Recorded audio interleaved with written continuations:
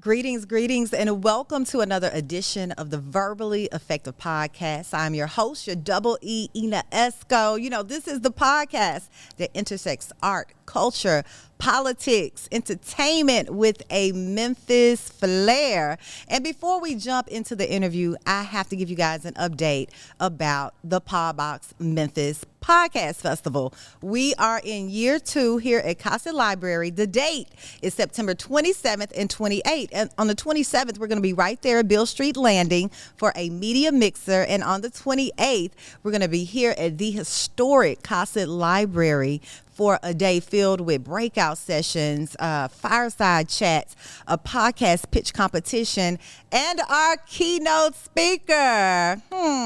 Should I give it to him? I'm going to give it to him. It is none other than the Amanda Seals. Now, you know, Amanda been cutting up out there in these social media streets, but we're going to hear some good advice from her as a Black woman that uses her voice to stand 10 toes down on what she believes in. And that's one of the things that I love about her the most. But we're going to keep you guys posted on all the Podbox Memphis Festival updates coming this week. But let's get into our guest for today, because I have seen her on my television screens. She's doing the good work for the people out here in Tennessee. I am talking about State Representative Gloria Johnson. Welcome to Verbally Effective. Well, thank you for having me. I'm excited to be here. Yes, how are you doing today? Because I know, you're in Memphis, but you live in Nashville. How's it going? How are you today? Knoxville. You live in Knoxville. I'm sorry, Yeah, Knoxville. No, it's going great. You know, we're traveling across the state, touring all 95 counties, and people are so grateful that we've come to their counties. So we're just having fun out here, talking to people, seeing what they care about, and getting people fired up to vote in November. Wow, for you to say touring 95 counties. Now that sounds like a lot. It's a lot. How can you reach the people, Gloria? Is it, some type of method involved? You have a great team. How does that work? Well, all of those things. You know, you've got to have a great team. You've got to have a great plan of how to do it. And so we just schedule the cities. We try to get to like breakfast in one county, lunch in the next, dinner in the next. We hit 3, sometimes 4. We've even hit 5 before, but we don't do that very often. Wow. But, and we put it out on the website so people know when we're coming, where we're going to be. And we also make it someplace that's easy for anyone to come. We don't want to make it somewhere where a particular group of people may not come. Like, we don't want just Democrats to come. You know, we want Republicans to come. We want independents to come. We want people to come and ask questions and tell us what they care about, because, you know, we're going out to hear what people want to see, what they need, what they want. Do they feel like their government is working for them, and what would that look like? And so it's just great to get out to talk to voters and let, really understand what they're dealing with, what they want to see happen, and really hear it firsthand from voters. Definitely. Now, today is Thursday, August 30th. This podcast will air in a few days. However, you are here in Memphis with me. What is your state of business here in Memphis today? So in Memphis, we came for several reasons. We came to talk with the mayor. We talked with the mayor, and that was great, hearing how things are going. It's always good to talk to a new mayor because it's always very exciting. And so like to hear what they're doing.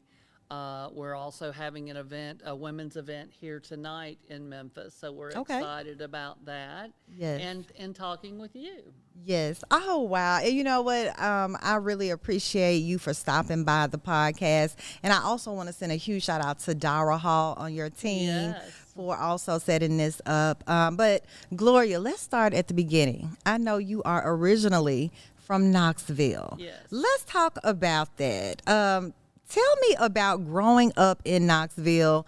What does your family dynamic look like? What was the young Gloria interested in back in the day? Well, young Gloria was just interested in, school. I was a decent student, I guess. Went to public schools. I think that's important to say. I believe that our public schools are the bedrock of democracy, and we need to continue to fully fund them and not try to privatize our public schools, which I see happening. So I'm a big fighter there. And then I went to public university. I went to University of Tennessee at Knoxville. So public schools all the way.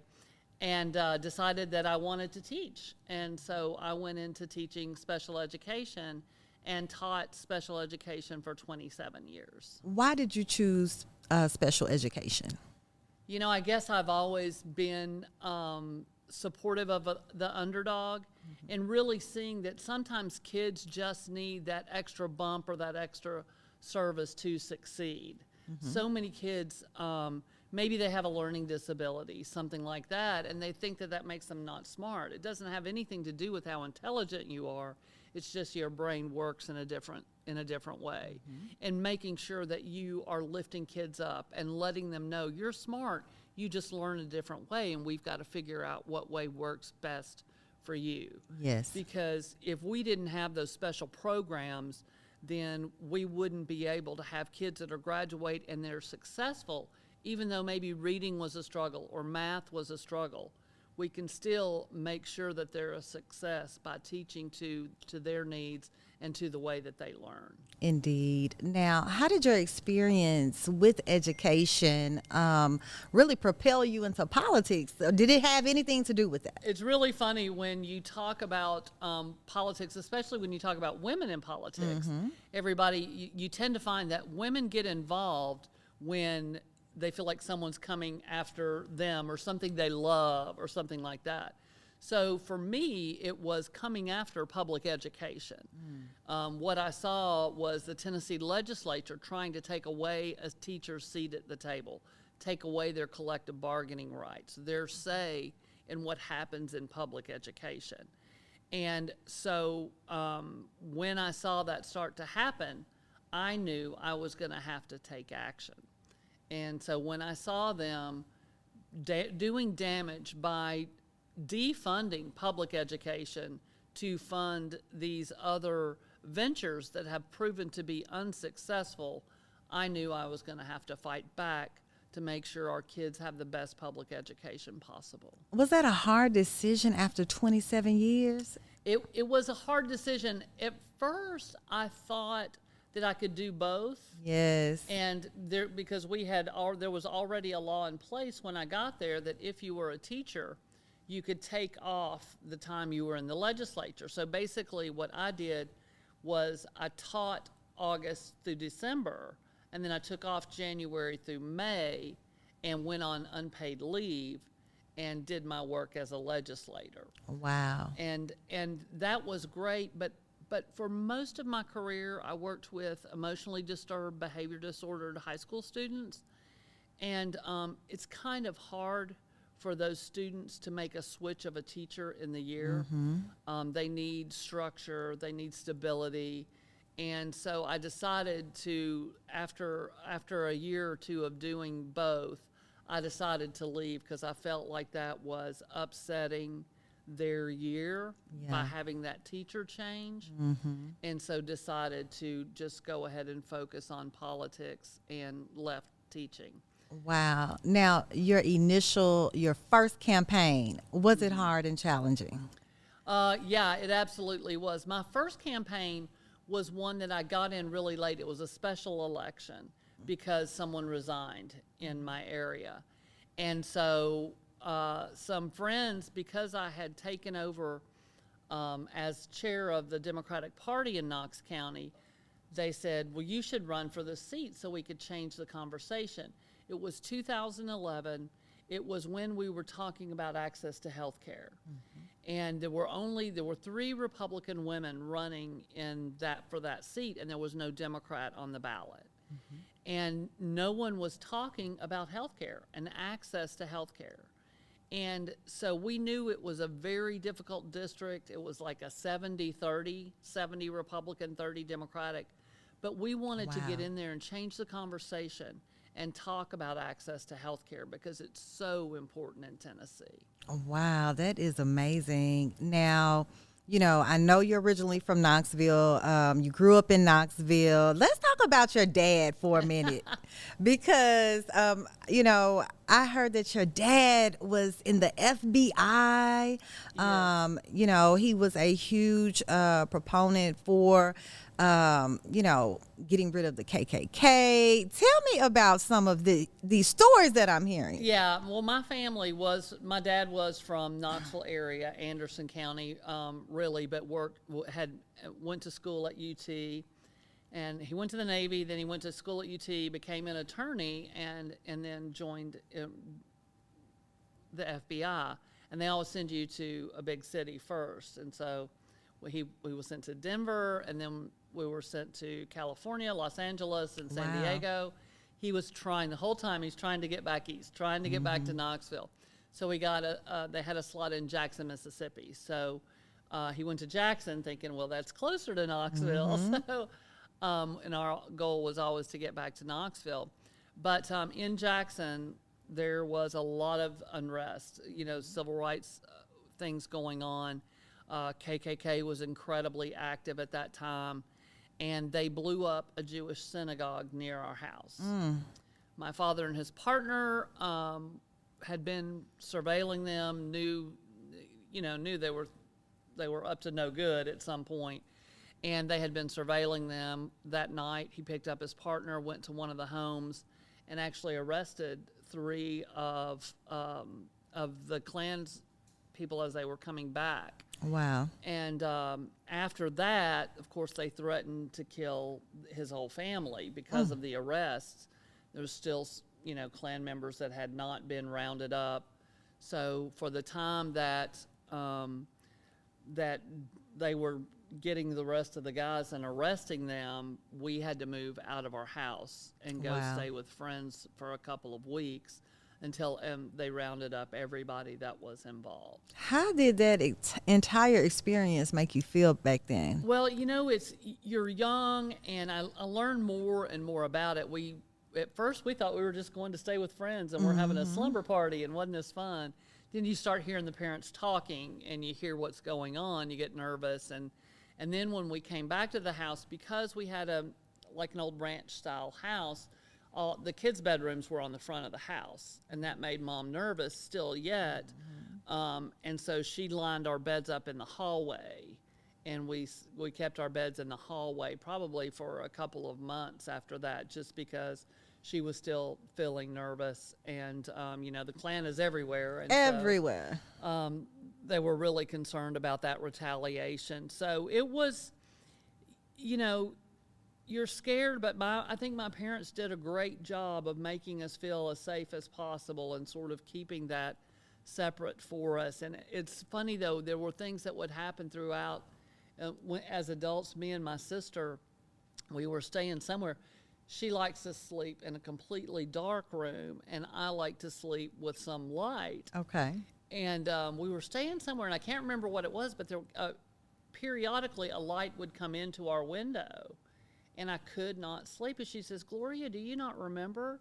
And I said, "What are you talking about?" And she said, "Well, used to, for almost a year, we lived on a dead-end street, the house that I was talking about in Jackson, and they had someone every hour with a spotlight come around our dead-end street for a year." And, and she said that's what was making me nervous because of that when we were kids. And I had totally forgotten it, consciously. Are you and your sister still close to this day? She passed away. I'm She's sorry. one of the reasons I fought so hard for health care. She lost her home and her business because her and her husband, because of a long-time illness. And it was in that time we were trying to expand Medicaid, and she couldn't get insurance because of a pre-existing condition.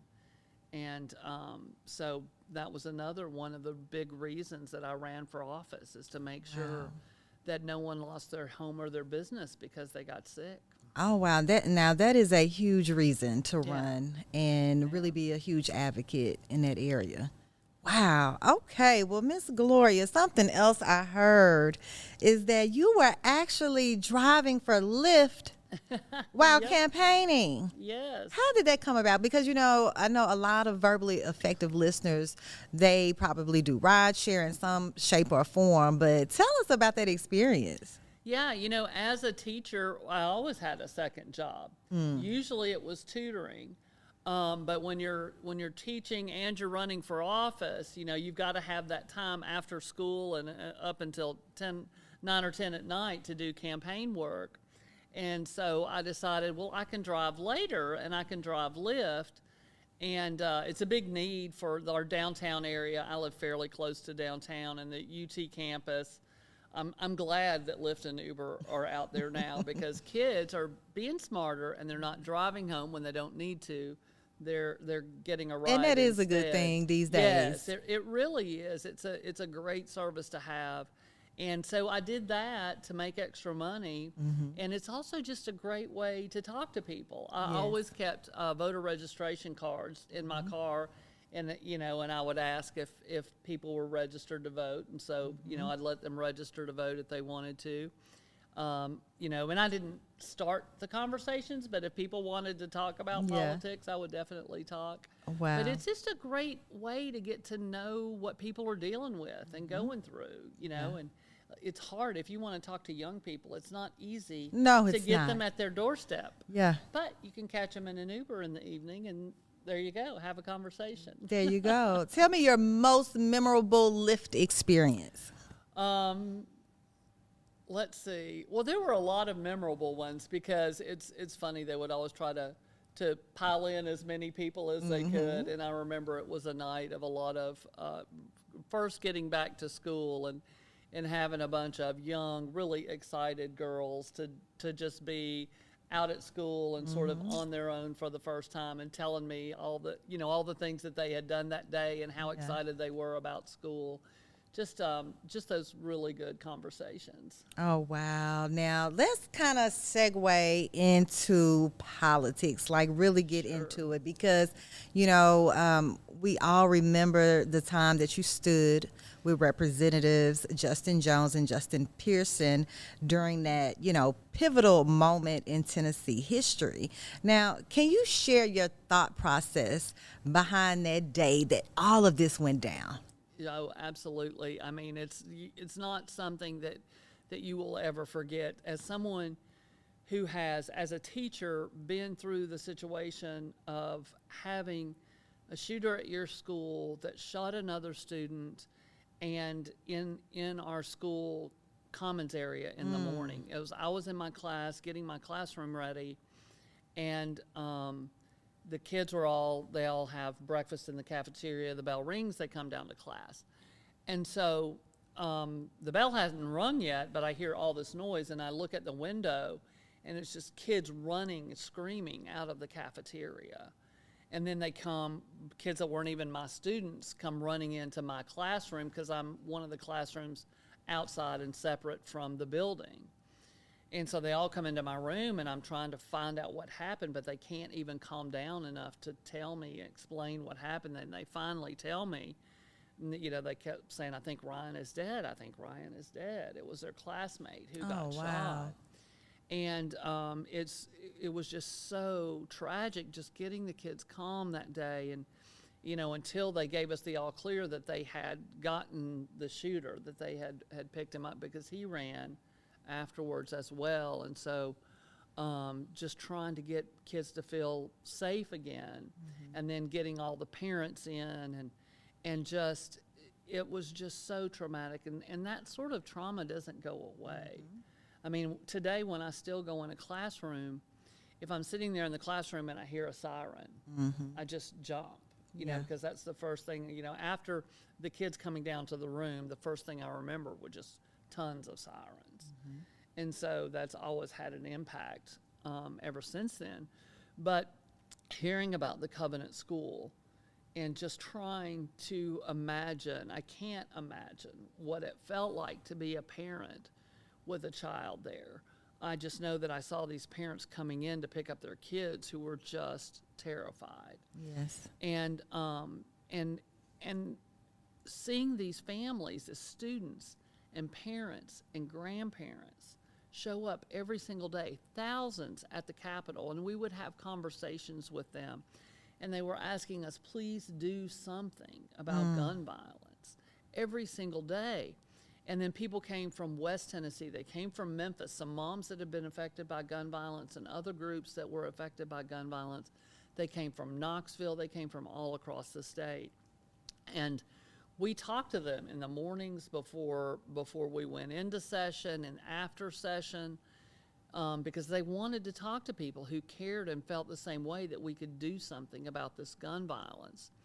And so that morning we had talked about being able to recognize the families that were there and the students that were there, and what are we going to do if they don't let us talk about it. And I don't know that we really thought that they would try to shut us down completely. Yeah, that's but probably we had sort of talked about things we could do, because we had talked about the time that John Lewis led a gun violence protest on the floor of Congress. They kind of did a sit-in at that point. And so we talked about, well, could we do something like that? But didn't really go that far with it. We just kind of talked about some things. Then we get there, and that morning talked to multiple people who said, because session starts at 9, I went down early. I probably went down around 7:30 to talk to folks as they came in, and talked to multiple parents who said, we just dropped our kids off at school. We hope they're going to be safe when we go to meet the bus or when we go to pick them up this afternoon. That's how parents were feeling, with tears in their eyes as they talked about this. And just having those conversations, I just couldn't understand why my colleagues across the aisle just wouldn't even look them in the eye. Right. When we went to go on the floor, the state troopers had put up a rope line to come through to the doors to part the crowd. And I watched my colleagues walk through and not even make eye contact with the students that were they were screaming, please protect us. That's what they were saying. And those parents and everyone that was there, and then they didn't even make eye contact. And then we go on the House floor, and normally we start the day with something called welcoming and honoring. And it's where everybody can say whatever, welcome who they want, or honor someone or something. And they didn't have it that morning. No welcoming and honoring. Right. We wanted to say thank you for the people that came from our areas, and we, you just wanted them to know. I wanted to say to them, we hear you, we see you, we care about this issue, and we're going to keep working to make Tennessee safer. And we weren't allowed to do that. And either they had one of two things that they did to keep us from doing it. We try, if we were speaking on a bill, to use the time left to address it then. They would cut our mics.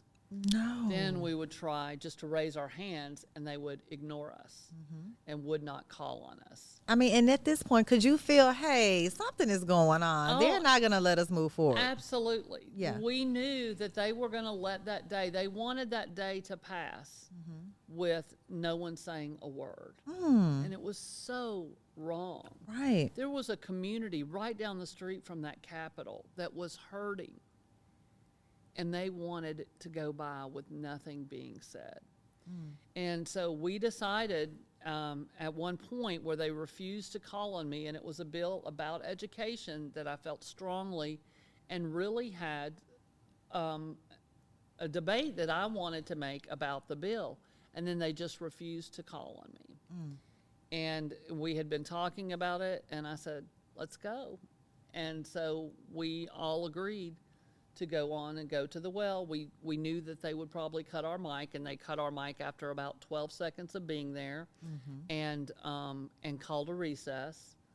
And that's when the little mini bullhorn came out. I remember vividly. So that we could talk to those folks who were there, so that they could hear us and understand that we were there for them, and that we cared about their issue, and we wanted to talk about it. Wow. I mean, so many of us in Tennessee will not ever forget that day that happened. How is your relationship with the two Justins to this day? Oh, well, I love them to death. I'm sure. And, Justin Pearson was new to me because I supported him in his election because I read about him and I heard all about him, and so I was like, this is the young man that I want to support, and donated to his campaign and really wanted to see him win. And with Justin Jones, I had known him for years. We had organized together on expanding Medicaid. I joined him a lot when they had the People's Plaza, when they protested for 60 days, trying to get the governor to talk to them about removing the bust of Nathan Bedford Forrest. Yes. And so I spent a lot of time out there with him. So over the last probably 10 years before he came, we had done different organizing work together. So I knew him pretty well, and was excited to see him run and to see him win. So yes, I just knew that they would be really good fighters and speak truth to power, and we desperately need that in the Tennessee House. Yes. Now, currently, you are running for U.S. Senate. Yes. And also for re-election as state rep. How are you balancing these two campaigns? Well, Tennessee has had a law since the beginning that you can run for two offices. And so we actually have some Republican state reps that are state reps and serve on commission. And so they've run for 2 seats. And the way it came about was I really made a decision. So many people had asked me to run for U.S. Senate that I made a decision to do that. After I made that decision, people in my district, my House district, understood that it's an uphill battle. For a Democrat to win a U.S. Senate seat in Tennessee is an uphill battle. We have a path. We know that we have a path. But my constituents in House District 90 they say, we want to keep your voice. And so I decided to run for both seats so that I could honor them as well. If it didn't work, then I would have that House seat still to be a voice for the district. Yes. Obviously, the goal is the Senate seat. Yes. But either way, I want to be serving Tennessee families. Yes. We need representation that actually cares about working families and not just corporations and the wealthy and well-connected. Yes, and a lot of that is being exposed right now with it being a presidential election year. Yes. Did you go to the DNC? Did I see you on TV? I did go to the DNC. I saw you on TV having a party out there at the DNC. How was it? Yeah, it was so electrifying. It looked was electrifying. So great to be there. We are so focused on lifting up everyday families. And Vice President Harris and Governor Walz are right there with it. This is all about, it is time that we had somebody passing legislation that benefits middle class and hardworking families in Tennessee and across this country. Because what we've seen are tax breaks for the wealthy and none for the middle class. We have seen them when Democrats are in charge at the federal level. We did see an increase in the child tax credit and those kinds of things. We need to bring that back. And currently, the current U.S. Senator, Marsha Blackburn, voted against the child tax credit, wants to repeal the ACA that allows us to have access to affordable health care for 40 million Americans. And she's voting to repeal that multiple times. And so many people in Tennessee have Affordable Care Act. We also need Medicaid expansion, which would provide care for another 300,000 Tennesseans, which they're stopping here. But if she votes to repeal the ACA, then that won't be an option. We're going to go back to, you can't get insurance if you have a pre-existing condition, or you can't keep your kids on insurance until they're 26, which has been such a help for families and for young people starting out. My opponent, Marsha Blackburn, doesn't believe in raising the minimum wage of $7.25. Yes, they want to keep things as is. You can't live on $7.25. No one can. Right. And even $10 an hour, you can't live on that. If you imagine if you have to pay childcare at $15 an hour and you're only making $10 an hour? It's hard out here, Gloria. It is hard out here. And, Yes. and people are complaining about the economy and prices. Well, economy does, the prices go up every year, but what's also supposed to go up are wages. If wages go up, and if people have access to affordable health care, that's like extra money in the bank for them. No question. And they'll be able to afford groceries and afford prescription drugs. But when you've got Senator Blackburn out here who's voting against the being able to negotiate drug prices, voting to repeal the ACA, and voting against capping insulin at $35 in Wow. a state with one of the highest incidences of diabetes, that's what a horrible thing to do to your own citizens. Yes, yes. Now, you mentioned Marsha Blackburn quite a few times, and I think you famously said, had a quote, "Say it to my face." How did that come about? Well, It was circulating in the media, Gloria. Well, and it's something that VP Harris has said Yes. too. I mean, the thing is, we should be able to have a debate. We should be able to have. Does she not want to? I've been asked by the Tennessean, I've been asked by WATE and WBIR, and I've said yes to all three. I have heard nothing She's back declined. so far. I don't know. When the Tennessean wrote that she had not responded. I don't know about the two TV stations. I haven't heard back from them, but I told them both yes. I believe that Tennesseans deserve us to have that debate on the issues that they care about, because she goes around a lot calling me names. Oh. Yeah, that I'm trying to think of what I'm this extremist, and I'm I don't know if she's socialist, communist. I don't know. I'm not those things. Right. Those words have definitions that don't apply to me.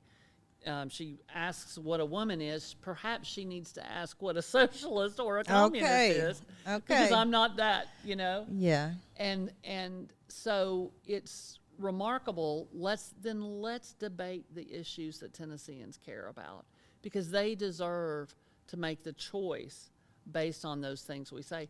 Most people don't know how she votes. They don't know she votes against lower drug prices. They don't know she votes against every common sense gun safety bill that comes across her desk. Wow. They don't know she voted against the child tax credit, that she voted against the Violence Against Women Act. How can you vote for that? That's what I want to know. We got to She get her out of voted there. against equal pay for equal work. I mean, she keeps asking what a woman is. Well, it's a human being that Marsha Blackburn is trying to take away their rights her entire career. Yeah.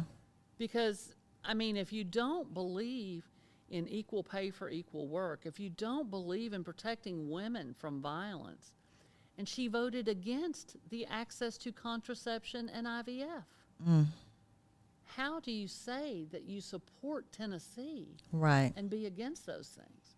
Part of it is she's one of the top receivers of money from Big Pharma. Oh. She's also one of the top receivers of money from the NRA. Okay. So you follow the money, you can find out everything. Exactly. I mean, I tell people all the time, if you want to know who they're working for, find out who's funding their campaigns. Yep.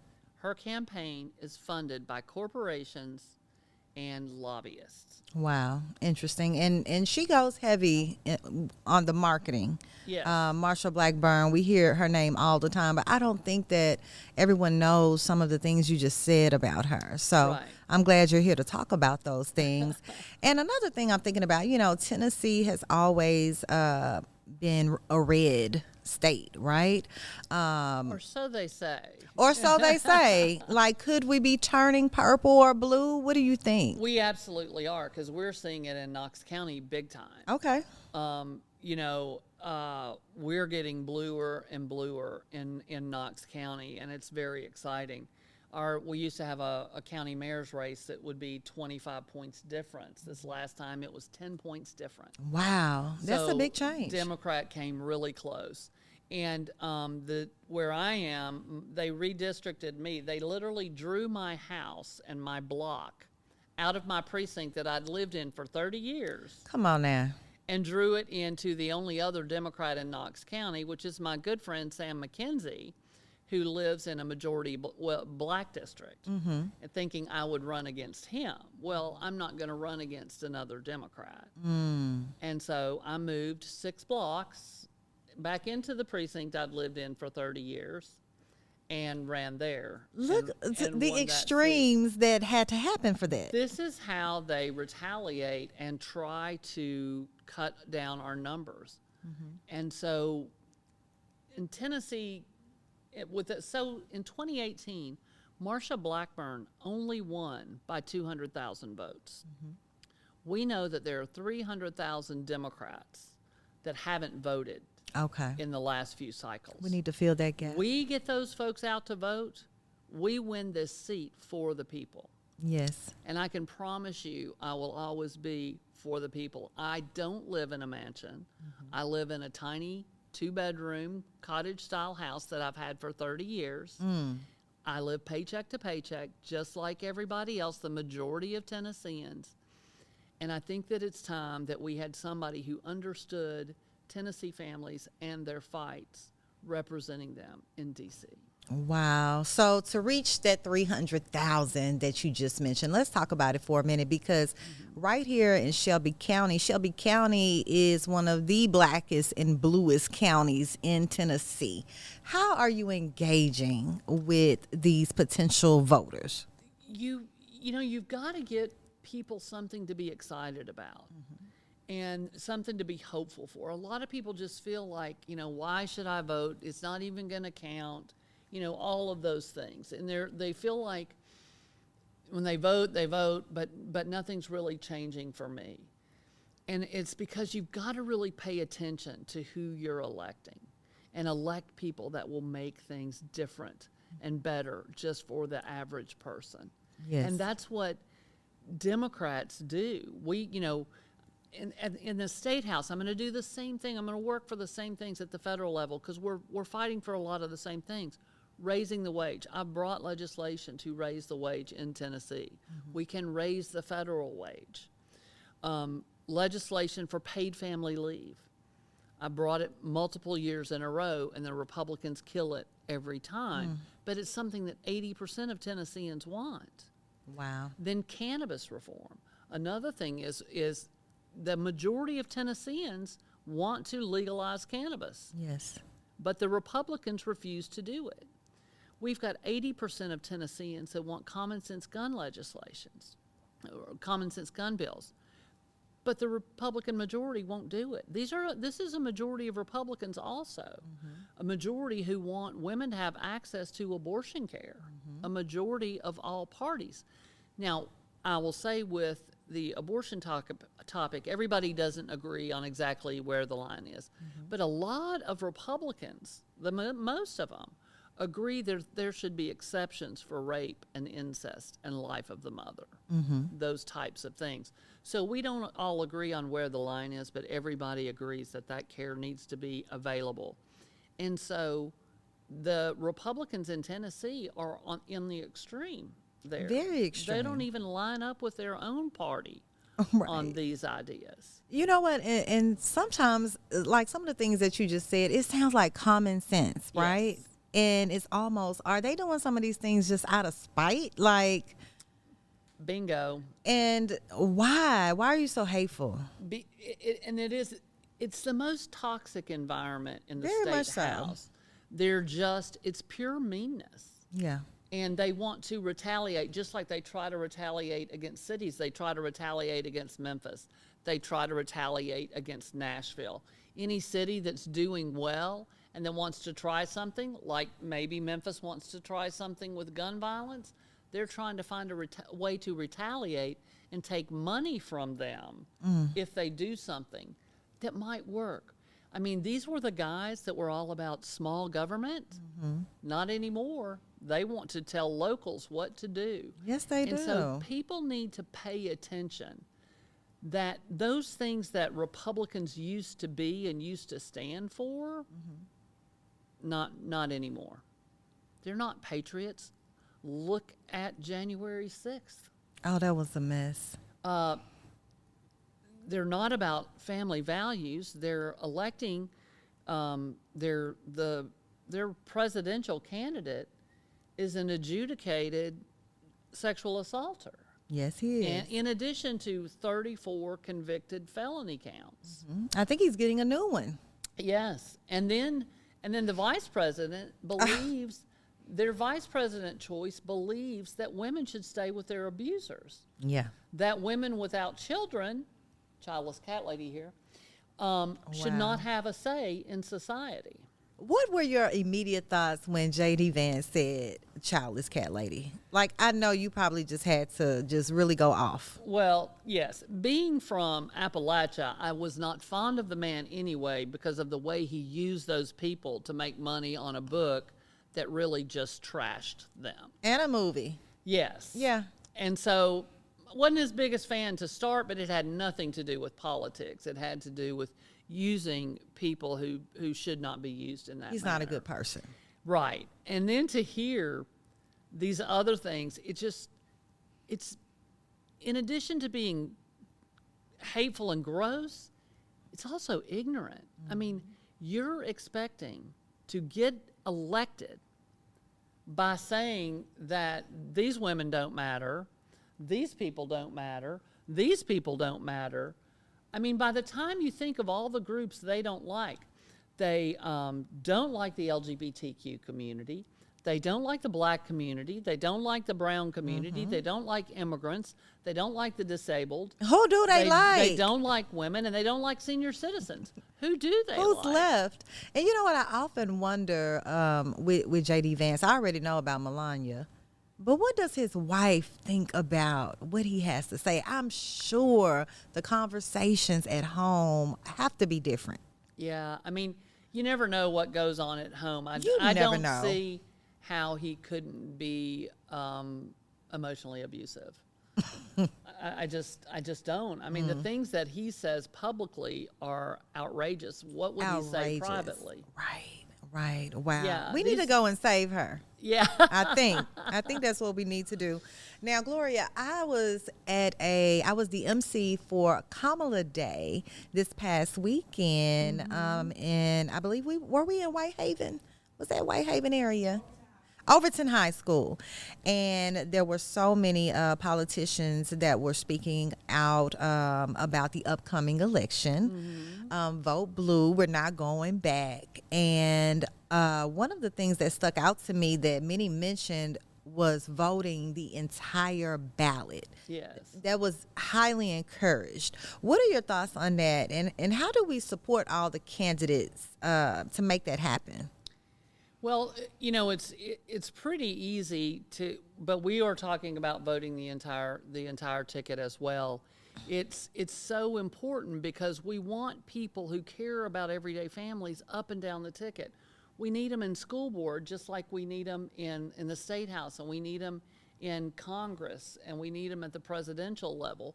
You know, that's when you really start to see change. I first got involved in partisan politics with the Obama campaign. That's what brought me in, was volunteering for President Obama.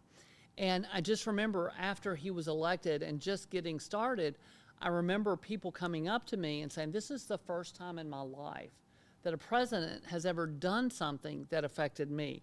A woman that I taught with, she came to me to tell me that her son's student loans had been forgiven.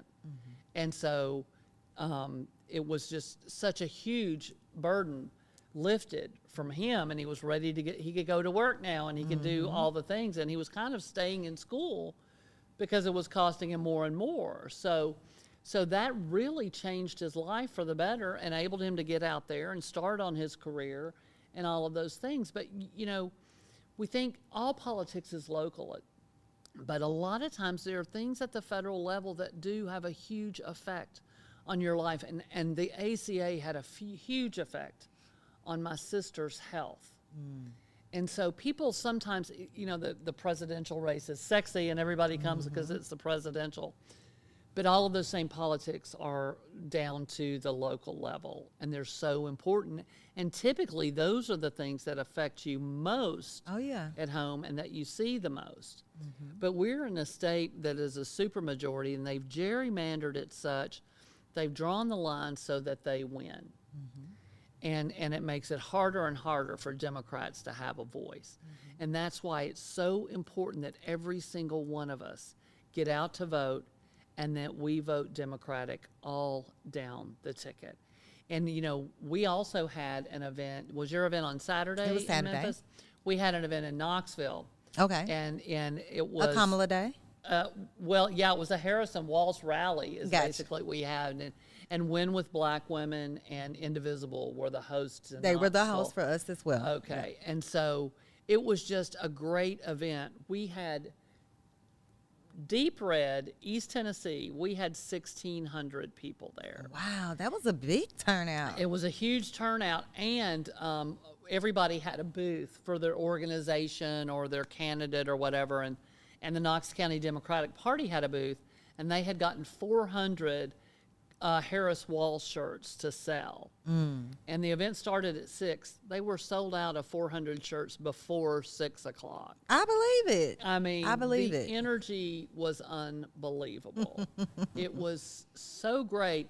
And it sort of went viral, a video that Kim Spoon, our Indivisible person, put out and got picked up by some of the national folks. Say, well, this is something. If this is happening in Red East Tennessee, there's something is going on. So Yes. people are going to get out. We're going to do our best to get them out. We're going to reach out to those 300,000 folks who feel like their vote doesn't matter. And we Yes. want them to understand what's at stake here and how we really can vote for people up and down the tickets that really care about them and their family. Yes, ma'am. It's a lot on the line, ladies and gentlemen. We have Gloria Johnson in the building with us, and we are going to jump into a segment called This or That. So I'm going to give you two options. You tell me Okay. which one you prefer and why. Okay? All right. And it's going to stem from our conversations that we've been having. Okay, so first one, and this is education focused. Special education or general education? Special education for me, always. I just love, it's a challenge, I guess, taking those students that, you know, my kids that I taught in high school that had those emotional problems were often told that they'll never graduate. They'll never graduate. And I had a higher graduation rate with a regular ed diploma in my classroom than the school had itself. Now look at that. Wow. Helping kids who people think can't succeed and showing them, yes, they can. Yes, they is what I can. love. Wow. Okay, next one, marching in protest or speaking on the House floor? Wow, that's a tough one. I know, right? How about this and that? So both. I think that both of those things are Yeah. critically important, and I've done both of those things. Yes. And you know and I will always do one or the other. Okay. Okay.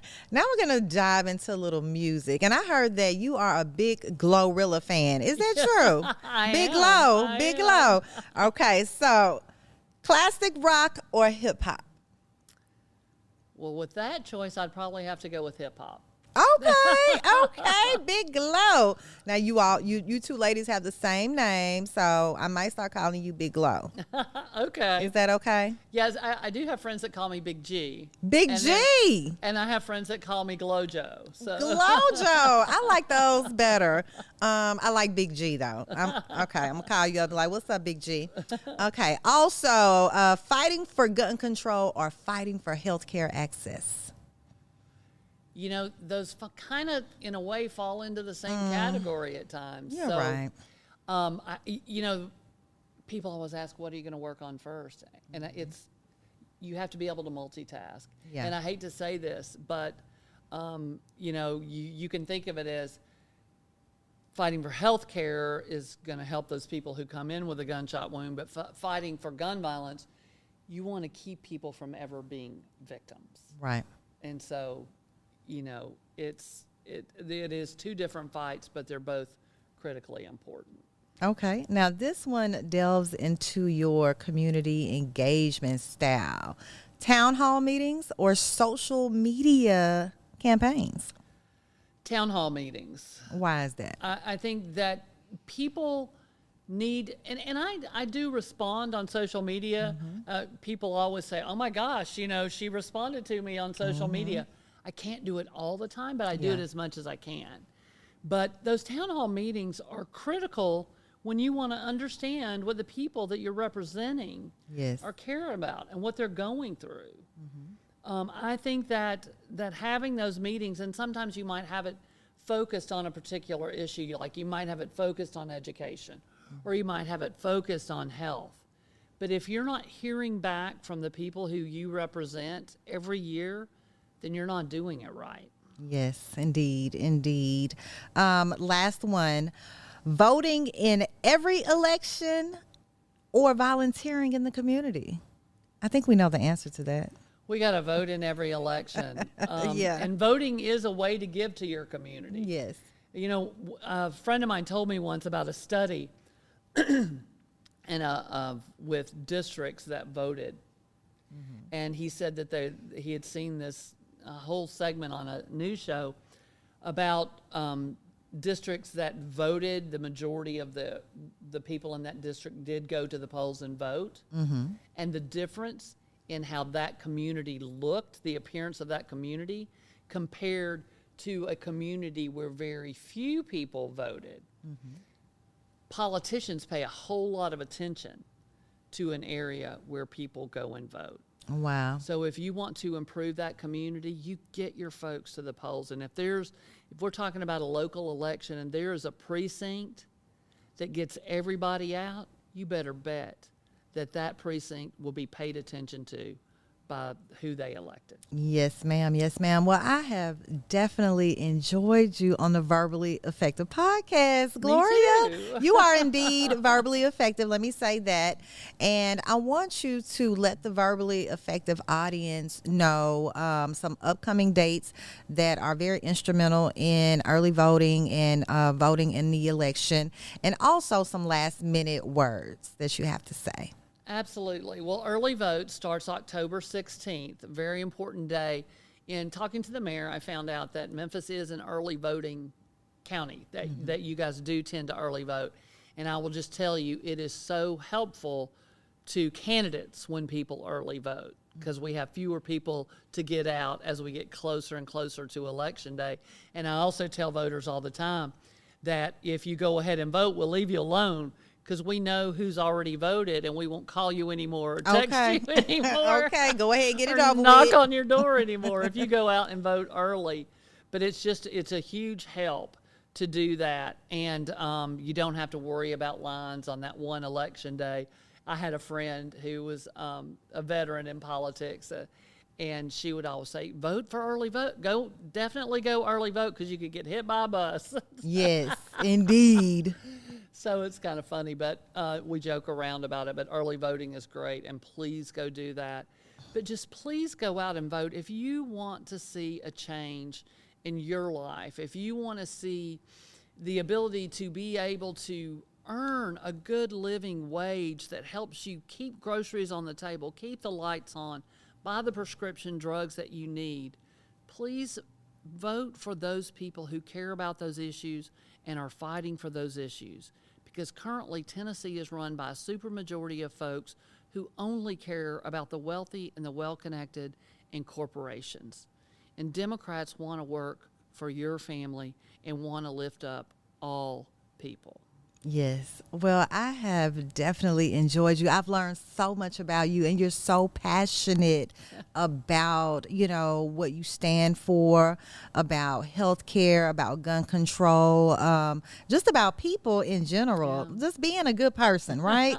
That's right. Yes. I mean, that's what I remember is just Tennesseans care about their community. They work together to get good things done in their community.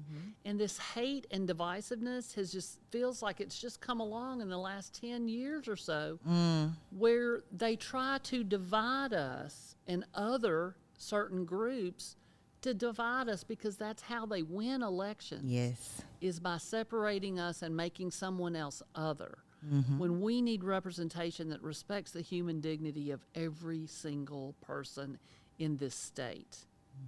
And so I know I'm not going to agree with everyone in this state, but I will listen to them, I will hear them out, and I will explain to them why I vote the way I do.